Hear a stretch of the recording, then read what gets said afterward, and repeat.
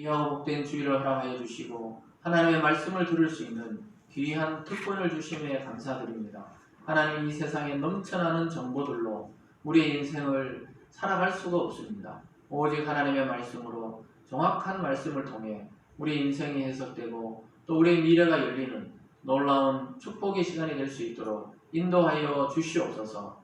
그동안 가지고 왔던 모든 마음의 의문과 또 부담과 또 스트레스와 또 질병들이 말씀을 통해 치유되고 회복되는 놀라운 축복의 시간이 되도록 하나님 인도하여 주시옵소서. 감사드리며 예수님 이름으로 기도드리옵나이다. 아멘. 오늘 본문을 중심으로 야곱의 기대와 뜻밖의 만남이라는 제목으로 하나님 말씀을 증거하겠습니다. 이제 에어컨을 틀고 선풍기 틀고 이렇게 한여름으로 이미 접어들고 있습니다. 우리가 올 한 해 시작할 때만 해도 원래 이제 좀 좋아지겠다 이런 생각들을 많이 하셨을 건데, 하나님의 뜻은 어디 있는지 우리가 좀 살펴봐야 하는 그런 시점에 이르게 되었습니다. 요즘 한 주간의 뉴스 중에 제일 뉴스에서 많이 나온 걸 데이터를 쭉 뽑아보니까, 이번 한 주에 보니까 우리나라 정치사에 30대 거대 당의 대표가 최초로 뽑혔다, 이게 계속 뉴스에 나오더라고요. 저는 그게 큰 뉴스인가 이런 생각을 했었는데, 아무래도 최초니까 그렇게 뉴스거리가 되는구나. 이미 프랑스나 미국 같은 데서는 아주 젊은 나이에, 또 우리나라도 실제로는 예전에 보면 아주 젊은 나이에 물론 국회의원이 되거나 이런 경우도 많았었죠. 근데 굉장히 이슈가 되더라고요. 참 뉴스거리가 없구나 이런 생각도 하고, 또 한 시대가 지나가는구나 이런 것도 또 느낌을 볼 수 있었어요. 참 그 앞에 섰던 쟁쟁한 그 사람들, 우리는 무슨 정치 이야기를 하자 그런 게 아니고, 이 시대가 한 시대가 지나간다는 것을 아마 체감하면서 어느 당이든지 참 당황스럽다 이런 이야기를 많이 이렇게 뉴스에서 하는 걸 봤는데요. 한 시대가 지나가는 겁니다. 우리 앞에 계신 어른들도 아마 20대, 30대 어제같이 느껴질 거예요. 처음 결혼해서 신혼 때 어제같이 느껴질 겁니다. 저도 벌써 어제같이 느껴지는데 벌써 20년이 가까이 결혼 생활이 지나갔어요. 참 빠르게 지나갔습니다. 아직 20년은 안 됐지만, 그러니까 어른들도 아마 한 시대가 지나가는구나. 또 30대 이러면 막 애기처럼 느껴지셨을 건데, 한 당을 이끌고 때로는 나라를 이끄는 프랑스 같은 그 대통령도 30대 대통령이 되고 그런 시대에 살고 있는 겁니다. 근데 알고 보면은 이 30대가 어린 나이가 아니죠. 참 벌써 이미 공부할 거 다 하고 사회생활하고 또 머리도 아주 지략이 뛰어난, 물론 경험은 부족할 수 있어도 굉장히 머리가 뛰어난 그런 시절이 아닌가 이런 생각을 해보게 됩니다. 왜 그러냐 하면은 저도 이미 그 30대를 한참 전에 지나왔더라고요. 돌아보니까 한참 전에 지나와가지고 50대를 눈앞에 두고 있구나 이런 생각을 해보면서, 세월은 빠르고 또 세월은 기다려주지 않고 기회가 있을 때 우리가 하나님을 위해서 또 교회를 위해서 헌신해야 되지, 어정거정 하다 보면 그냥 시간이 지나간다 이런 생각을 해보게 되면서, 또 내년에 큰 선거를 앞두고 또 막 이렇게 뉴스에서는 여러 가지 이야기 나오는데요. 선거 때 지나고 나면 항상 문제가 되는 게 뭐냐 하면은 그 뇌물을 받아가지고, 자기는 뇌물인지 몰랐는데 돈을 많이 받아가지고 조사해보면은 나중에 그 의원직을 상실하거나 무효가 되거나 이런 일이 있게 됩니다. 그래서 여러분 질문을 해볼게요. 뇌물을 받아보신 적은 없겠지만 이 선물과 뇌물의 차이점은 뭡니까? 근데 이거는 이론이 아니고 선물과 뇌물의 차이점이 뭐죠? 선물은 받으면 기분이 좋아요. 그 마음에 찝찝함이 안 남습니다. 근데 뇌물을 받으면은 기분도 안 좋을 뿐더러 뭔가 찝찝하대요. 뭔가 이게 문제가 있다는 걸 알고 긴장감을 가지고 받는다고 하더라고요. 그리고 또 막 선거를 치르다 보면 돈이 막 계속 들어가니까 자기가 돈 받은 것도 아니고 밑에 보좌진들이 막 돈을 막 끌어가지고, 왜냐면 선거는 전부 돈이거든요. 밥 먹여야 되죠. 선거운동 해야 되죠. 그러다 보니까 정치인들이 딱 걸려든 게 뭐냐? 이 선물인 줄 알았는데 뇌물에 딱 걸려드는 거예요. 그 선물은 기쁘잖아요. 받으면. 선물 받고 기분 나쁜 거 있습니까? 여러분, 남편들이 선물을 해줄 때 기분 좋죠? 기분 좋고 꽃다발을 사준다거나 또 선물을 가져올 때 기분이 참 좋을 겁니다. 남편이 뭐 선물해줘야 말이지 이런 생각을 하신 분들도 간혹 있겠지만 그래도 한 번은 아마 받아봤을 거예요. 받아보면 참 기분이 좋거든요. 또 부인이 남편인데 해주는 건 어떻습니까? 더 기분이 좋죠. 그것도. 그리고 기분이 좋은데 뇌물을 딱 주면은 기분이 좀 언짢고 이게 뭔가 나중에 남이 알면 안 된다는 그런 긴장감을 가지고 있는 것입니다. 근데 오늘 보면은 야곱이 지난주에 살펴봤지만 자기 목숨과 가족을 구하기 위해서 선물을 막 엄청나게 많이 줍니다. 한두 마리도 아니고 한 500마리 넘는 양과 소를 자기 형에게 보내는 걸 봤잖아요. 이거는 뇌물일까요? 선물일까요? 야곱이 보낸 건 그러면 이게 선물이에요? 뇌물이에요? 네? 전부 다 막 뇌물 간 사람도 있고 선물 간 사람도 있는데 이 선물 같은 뇌물이죠, 사실은. 왜냐하면 자기가 순수하게 주는 게 아니고 해결돼야 될 어떤 문제가 있어서 이렇게 많이 보내는데 성경에서는 뇌물도 아니고 선물도 아니고 예물이다 이렇게 봐요. 형에게 보내는 예물이다. 어떻게 보면 선물이죠. 그 선물의 그 큰 규모를 보고 형이 자기를 인정해 주기를 바라는 마음에서 그리고 자기 목숨도 구해야 되지만 야, 내 동생 야곱이 옛날에 뭐 버릇은 없었고 자기를 쏘겠지 뭐 그래도 큰 성공을 거두어서 나에게 왔구나 이러면서 이제 인간 대 인간으로 또 부자 대 부자도 이렇게 인정해 주기를 원하는 마음으로 예물을 보냈습니다. 자기 전 재산의 한 반을 떼서 이렇게 보낸 거예요. 근데 사실 또 한쪽 편으로는 반을 떼서 보냈는데 혹시 형이 400명과 온다가 그걸 딱 치면은 나머지 반을 갖고 도망가려고 반을 다 보낸 겁니다.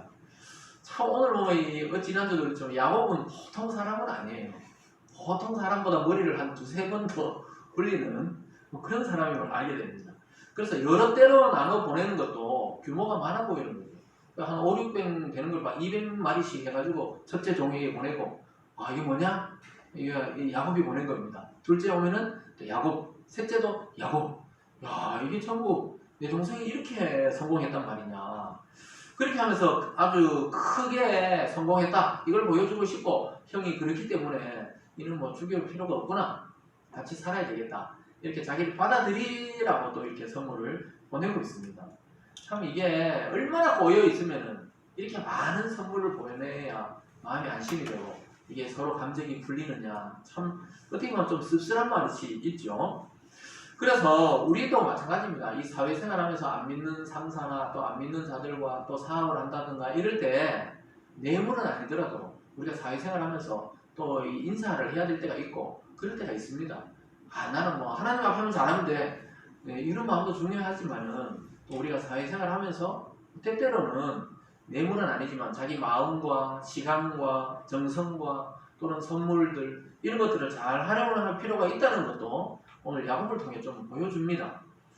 그래서 뭐 부부관계든지 또는 회사 동료나 또 가족관계에서도 우리가 성도로서 먼저 관계를 회복하고 싶을 때 우리의 시간을 쓰고 우리의 물질을 쓰고 우리의 정성을 쓰는 것은 나쁜 것은 아니라는 것을 보여주고 있습니다. 그러다가 오늘 누구를 만나느냐 하면은 야곱이 형 만나는 걸 두려워하는데 하나님을 만나게 돼요. 그렇게 두려워하다가 예물을 보내고 이러다가 혼자 남았는데 하나님을 딱 만나게 됩니다. 그러니까 처음에 에서를 향해 올 때도 천사의 두 부대를 만났잖아요. 근데 이번에는 하나님, 예수 그리스도를 직접 만나게 되는 엄청난 사건을 경험합니다. 이것을 통해서 너희 형 에서를 만나는 것을 두려워하지 말라는 하나님의 사인을 받게 됩니다.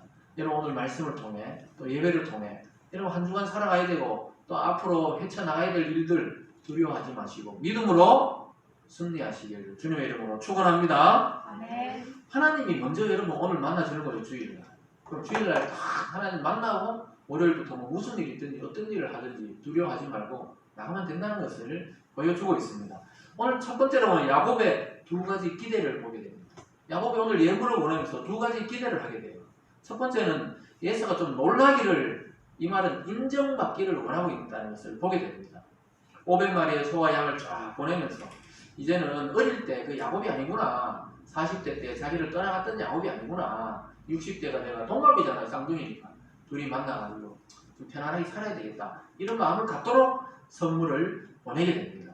결국은 에서가 보고 에서가 또 이렇게 좀 물질적인 사람이잖아요. 굳이 따지자면 야곱이 영적인 부분을 담당하나 에서는 사냥하고 좀 육체적인 사람입니다.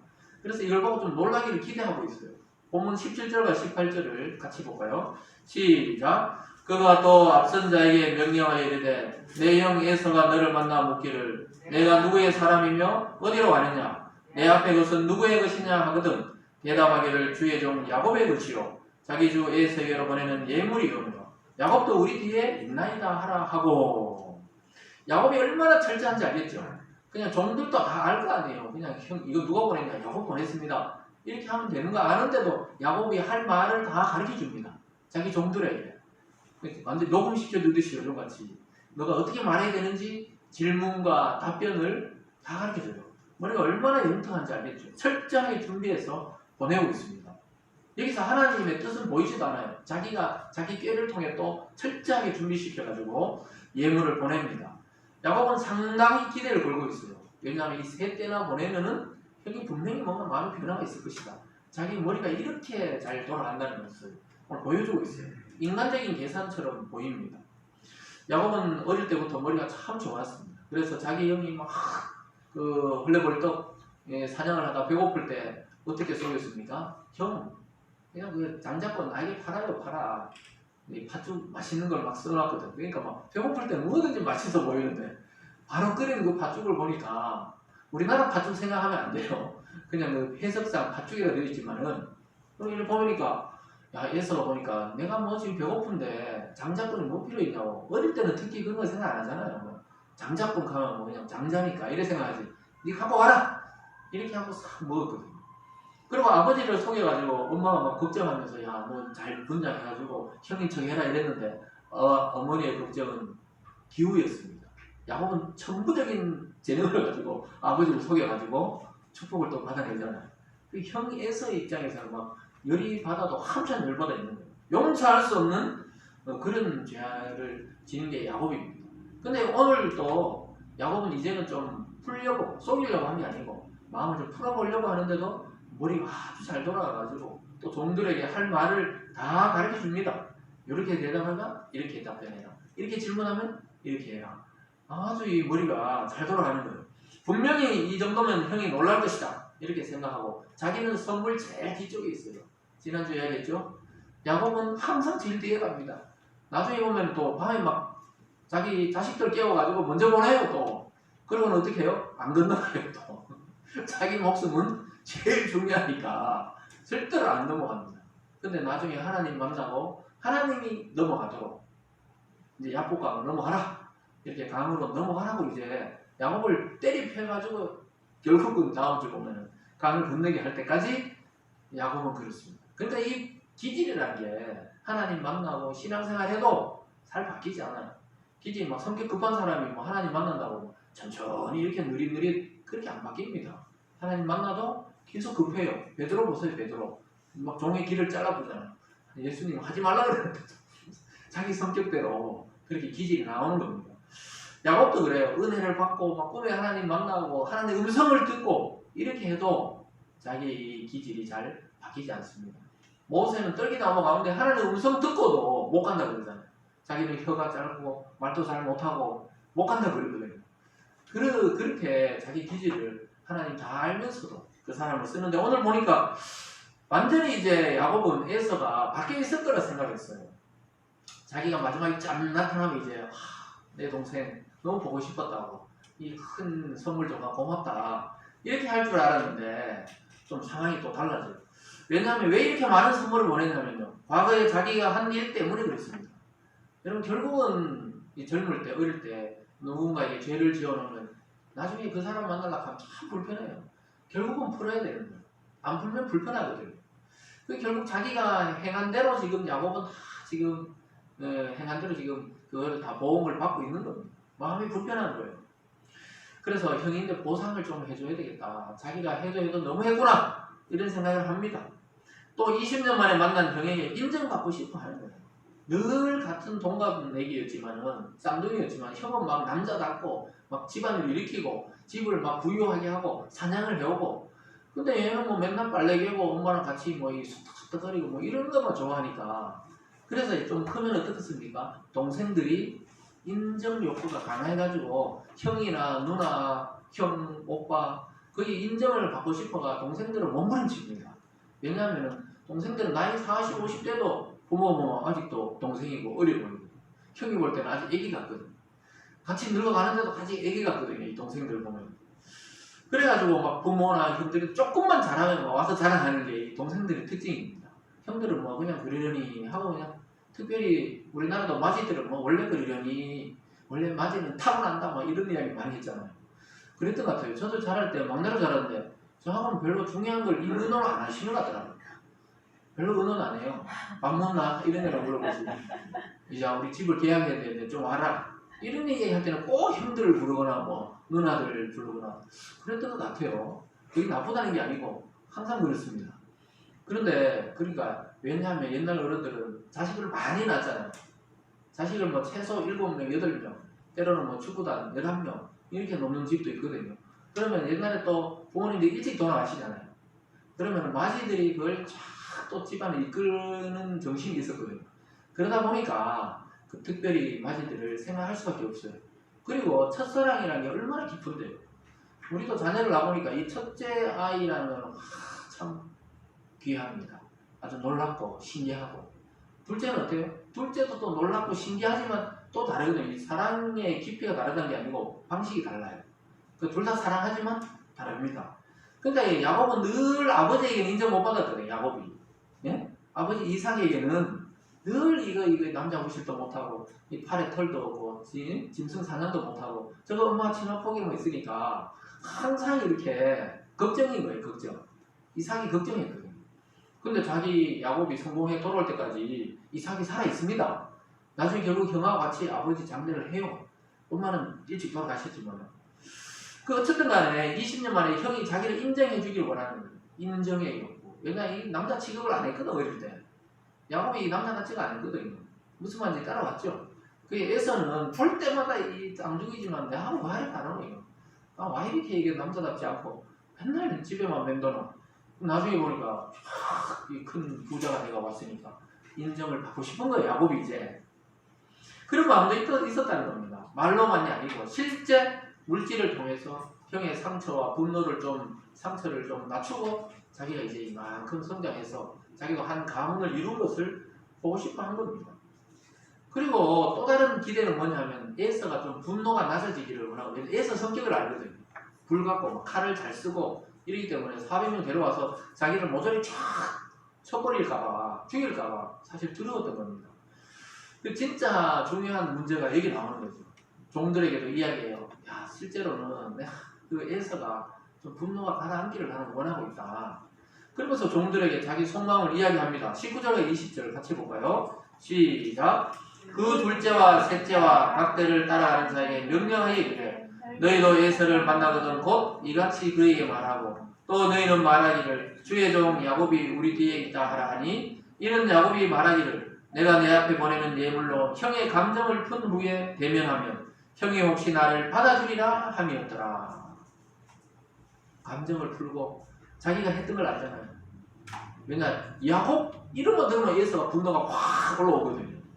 여러분 그런 거 있죠. 어떤 게 지금까지도 안 풀리는 게 있을 수 있어요. 여러분들 누구만 딱 생각하면 화가 확 올라오는 그런 거 있습니까?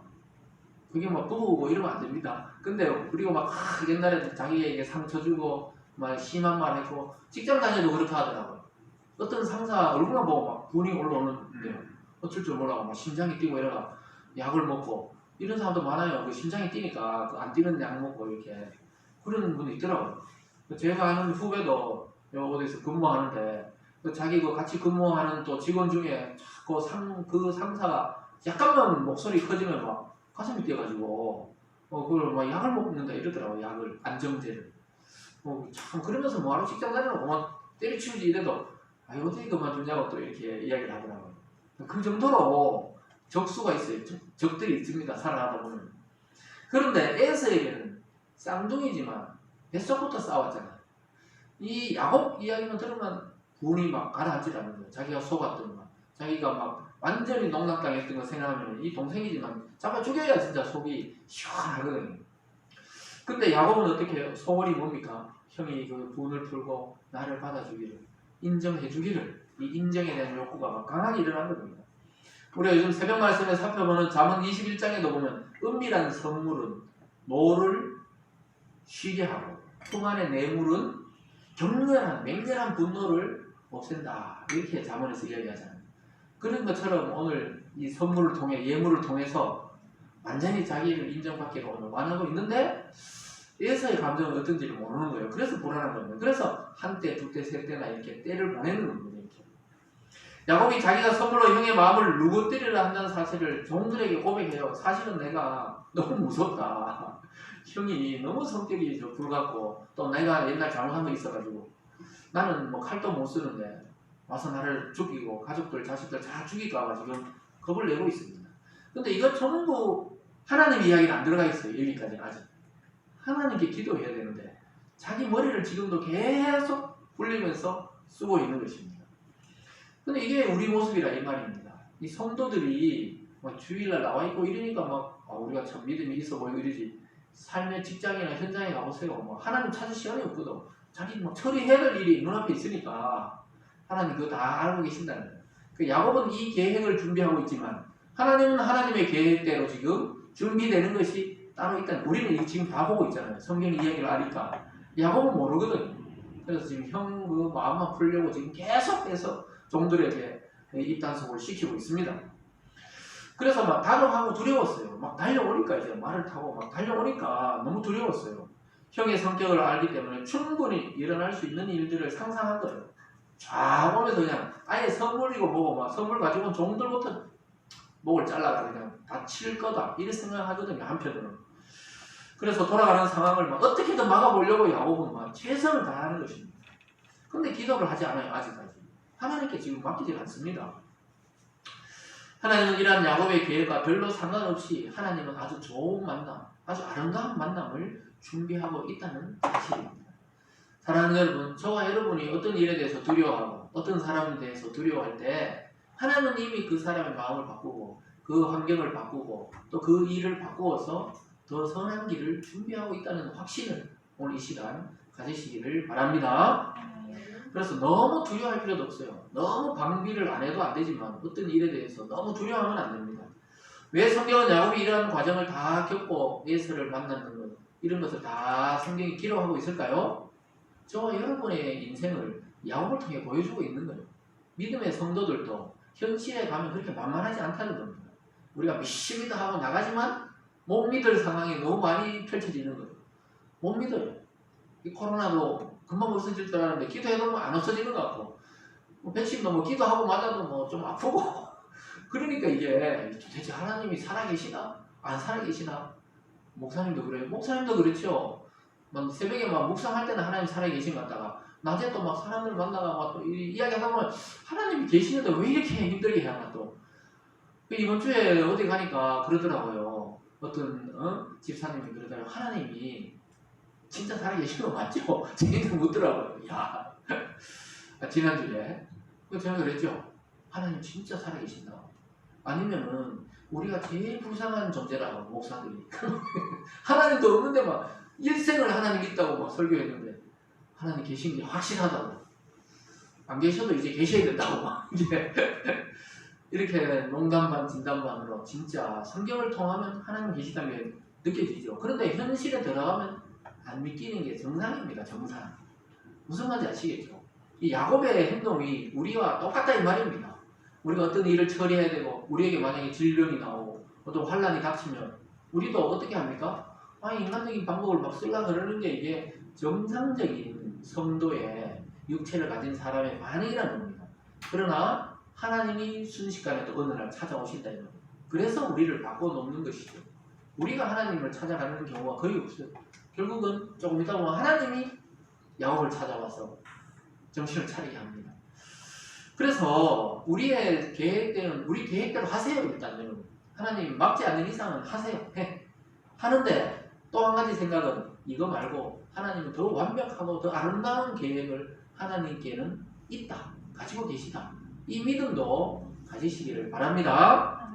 그러니까 여러분 어떤 시험을 준비하면 시험 열심히 공부해야 되죠. 가만히 있다 그냥 하나님 그냥 막 치면은 정답이 막 눈에 보이게 해주세요. 그런 하나님은 없어요. 우리가 공부를 해야 돼요. 학생들이 있지만은 기말고사 다가오잖아요. 하나님만 믿습니다. 정답이 눈에 딱 보이게 해주세요. 정답만 안 보입니다. 자기가 더 열심히 성실하게 준비하면서 하나님을 의지해야 되죠.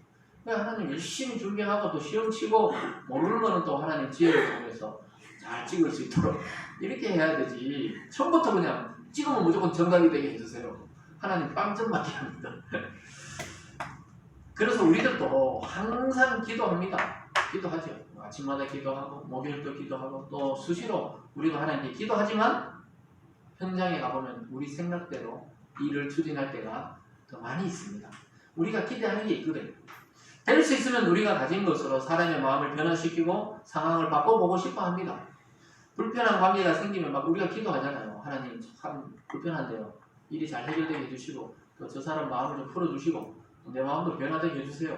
이렇게 기도하지만 막상 딱 보면 어떻게 됩니까? 안 돼요. 또 안 되거든. 또 이 관계가 또 잘 안 풀립니다.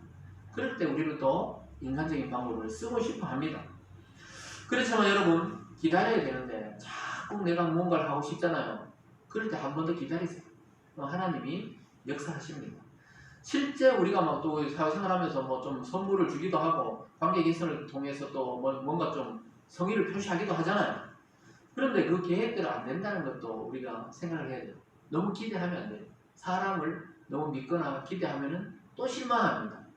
그래서 그렇게 해놓고는 하나님께 또 기도하고 엎드려서 하나님의 시간을 기다려야 됩니다. 믿습니까? 네.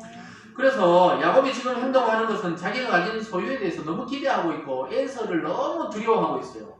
자기 목숨이 자꾸 에서인데 달린 것처럼 지금 다 모든 상황을 그렇게 해석합니다. 근데 사람의 생명과 우리 성도의 인생은 하나님께 달려 있습니다. 하나님께. 믿습니까? 네. 그래서 우리의 구원과 생명은 하나님께 달려있다는 사실을 알고 우리가 때때로 선물도 하고 또 두려운 사람들을 하고 좀 좋은 관계를 위해서 어떤 유화적인 정책을 쓰기도 하지만 오직 우리의 구원과 인생과 미래는 우리의 주님께 하나님께 달려있다는 사실을 기억하는 여러분이 되기를 주님의 이름으로 축원합니다. 네. 오늘 크게 두 번째로 보면요. 홀로 있으면서 아주 뜻밖의 만남을 가지는 야곱의 모습을 보게 됩니다. 홀로 있는 것을 보게 돼요. 우리가 흔히 외로움과 고독은 다르다 이러잖아요. 외로운 것과 고독한 것은 좀 다르다 이렇게 말하는데 사실 사전 찾아보면 비슷한 의미입니다. 이 외롭다는 것은 홀로 되고 싶어서 된 게 아니고 갑자기 홀로 돼버린 거예요. 부부가 같이 살다가 누가 한 분 먼저 돌아가시면 홀로 된 거예요. 이게 외로움. 내가 의도해서 외로운 게 아니고 갑자기 외로워진 거예요. 그 예전에 보면 기러기 아빠라 그래가지고 아빠는 열심히 돈 벌고 또 돈을 계좌로 붙여주고 또 엄마하고 아이들은 얘들 공부 때문에 외국 가 있고 그러니까 잘 된 경우도 있지만 잘 안 되는 경우도 굉장히 많습니다. 그러니까 가정이 파탄 나기도 하고 남편이 뭐 혼자 있다 그냥 쓸쓸하게 고독사하기도 하고 이런 문제가 많았었거든요. 근데 그때 외로움을 느끼는 거예요. 그때 외롭다니. 퇴근해서 집에 가면 부인도 없고 자식도 없고 자기는 또 돈 붙여주고 자기가 완전히 무슨 있잖아요. 이게 돈 내는 거 기계처럼 그러면서도 너무너무 외로웠다 이런 이야기를 많이 한다는 거예요. 그때 외롭다는 걸 쓰거든요. 그 고독하다는 것도 세상에 홀로 떨어져 있어가지고 쓸쓸하고 외로운 거 뭐 비슷한 의미인데 고독은 긍정적인 고독이 있어요. 무슨 말이냐면 자기 스스로 고독한 시간을 가지는 사람들도 있습니다. 너무 회사가 복잡하고 집안이 복잡해가지고 휴가를 내고 홀로 고독하면서 다시 자기를 점검하는 그런 경우가 있거든요. 그래서 외로움과 고독을 굳이 따지자면 우리는 스스로 한 번씩 고독한 시간들을 가져야 됩니다. 홀로 있는 시간을 가져야 돼요. 그때 하나님을 만나게 되는 것입니다. 또 자기 인생을 생각해 보게 되거든요. 그 요즘 코로나 시절에 참 당황스럽지만 또 혼자 있는 시간들이 많으시잖아요. 그럴 때 생각을 깊게 하면 돼요. 부정적인 생각을 하는 게 아니고 하나님과 나의 관계 또 인간은 어디로 와서 어디로 가는가 또 이 성경은 어떻게 쓰여졌나 이거 도대체 이 창세기 이야기 이게 맞나 이게 아니면 그냥 동화책 이야기인가 이런 생각들을 하면서 좀 생각을 해봐야 되는 것입니다. 그래서 우리의 그 삶에 있어서 항상 빈 공간을 좀 만들어야 돼요. 너무 붙어있는 것도 좋지만 요즘 거리두기 하잖아요. 좀 거리두기를 해야 됩니다. 거리두기. 그래서 너무 또 거리두기 오래 한 사람들은 가까이 해야 되죠. 그렇지만은 반드시 고독한 시간이 있어야 우리가 인간이 다듬어집니다. 하나님은 누구시고 나는 무엇이며 또 인생은 죽으면 정말 흙으로 돌아가 끝인가? 아니면 영혼의 세계가 있는가? 없는가? 천사는 있나? 없나? 하나님은 계시는가? 하나님은 한 분인가? 세 분인가? 하나님, 예수, 성령, 이 도대체 어떻게 된 건가? 이런 것들을 생각하고 묵상할 수 있는 시간입니다. 그러다 어느 날 하나님이 영감으로 진짜 말씀을 통해 쫙 깨닫게 할 때가 있습니다. 그때는 이게 창세기부터 계시록까지 하나로 연결돼요. 참 놀라운 경험을 하게 되거든요. 창세기의 그 인간의 창조부터 새하늘과 새 땅의 새 창조까지 이게 하나로 딱 연결되는 경험을 하게 됩니다. 환상을 본 것보다 더 뚜렷하게 말씀이 연결되는 걸 쫙 느끼면서 그게 내하고 관계 있다는 그 감동을 받으면서 야, 하나님 진짜 살아계시고 예수는 나의 구주다, 이것을 깨닫게 됩니다. 여러분, 이런 시간을 좀 가지셔야 됩니다. 오늘 보면은 야곱이 지금 그런 시간을 가지고 있고 자기도 모르게 그런 시간을 가지고 있습니다. 근데 성경에 많은 인물들이 그래요. 모세는 자기 동족 구해주려고 그러다가 애굽의 병사 하나 때려 죽이고 도망가가지고 40년 동안 때려 죽이고 싶고 한 게 아니고 쳤는데 죽어버렸어요. 그래서 40년 동안 도망가가지고 홀로 그냥 양치기로 그냥 목동으로 살다가 떨기나무에서 혼자 있을 때 하나님을 만나게 됩니다. 하나님. 혼자 있을 때 하나님을 만났거든요. 엘리야 선지자도 마찬가지예요. 850명이나 되는 그 바알 선지자들 목을 다 치고 나서 힘이 다 빠져 있는데 이세벨이라는 그 왕비가 막 너를 죽이겠다 내일까지 이러니까 막 도망갔거든요. 광야로 도망가가지고 결국 동굴 안에 있다가 아무 소리도 못 들었는데 나중에 세미한 바람 같은 소리에 하나님을 만나게 돼요. 혼자 있다가 홀로 있다가 하나님을 만나게 됩니다. 예수님도 마찬가지죠. 그 바쁜 와중에도 혼자 새벽 미명에 나가서 기도했더라. 기도가 하나님과 대화잖아요. 하나님의 아들이신 예수님도 혼자 시간을 가지고 그때 하나님이 찾아오거든요. 여러분, 무리를 떠날 필요가 있어요. 때로는 떠난다는 게 뭐 멀리 안 가더라도 혼자 방에 있다가 아니면 새벽에 혼자 시간을 갖는다든가 참 좋습니다. 새벽에 혼자 걸어본다든가 이럴 때 생각이 정리가 됩니다. 정리가 됩니다. 그래서 여러 사람하고 있으면 정리가 안 돼요. 근데 혼자 있으면 정리가 되고 해석이 되고 하나님을 만나게 됩니다. 저와 여러분도 고독과 외로움의 시간 속에 지금 살아가고 있습니다. 이 코로나라는 게 참 나쁜 부분도 있지만 좋은 게 뭐냐, 혼자 시간을 많이 가지게 하고 그동안의 관계들을 한번 생각해 보게 하고 내가 너무 쓸데없는 시간을 많이 쏟았다는 생각도 하게 합니다. 그래서 우리 곁에 하나님을 만나는 시간이 이런 시간이 되기를 주님의 이름으로 축원합니다. 그래서 야곱은 자기 가족과 종들과 소유를 먼저 강으로 보내고 홀로 남습니다. 자기가 살고 싶은 그런 것도 있었지만은 또 자기가 지도자고 가장으로서 혹시